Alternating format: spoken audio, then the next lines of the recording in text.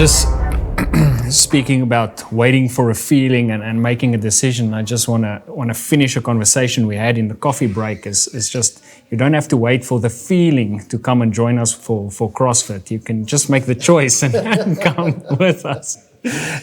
That's one of those feelings that won't come soon.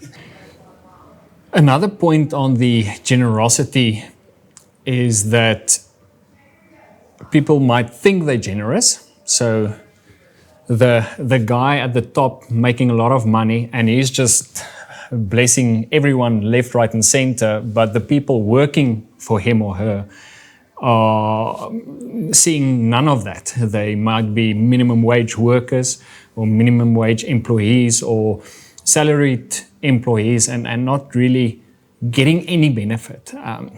Is there a place where generosity starts at home, kind of principle? Yeah, so definitely, I think, and that's coming back to the chat we had about an organizational culture.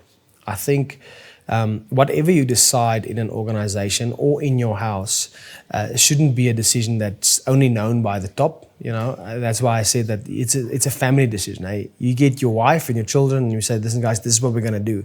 This is what it's going to cost us. This is what we're going to give up, but this is what we're going to be able to do.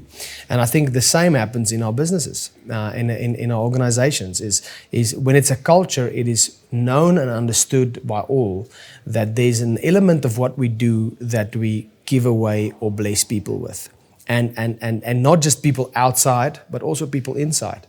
There's been numerous times in our organizations where we have made a point of blessing our own staff members, whether it is with our resources, you know, so if they want to move or if there's something they want to do, they know they don't have to pay for the facilities. It's part of their packages. They can use some of these things. Or it is a place where we like I said, we if they have children that's in school, we buy the school uniforms or we buy them all bicycles.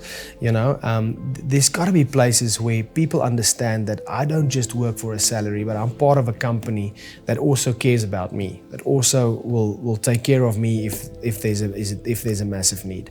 Now, obviously within some boundaries. You know, at the end of the day, this is not a charity organization. We're not going to be at a place where we can fulfill every single ask.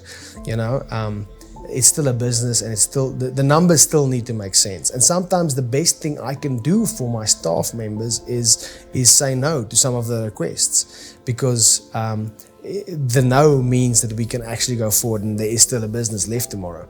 You know, my main responsibility to my staff members is paying them a salary. You know, and making sure that the business operates in a way that at the end of the month there's enough finances to. That's my main responsibility towards them.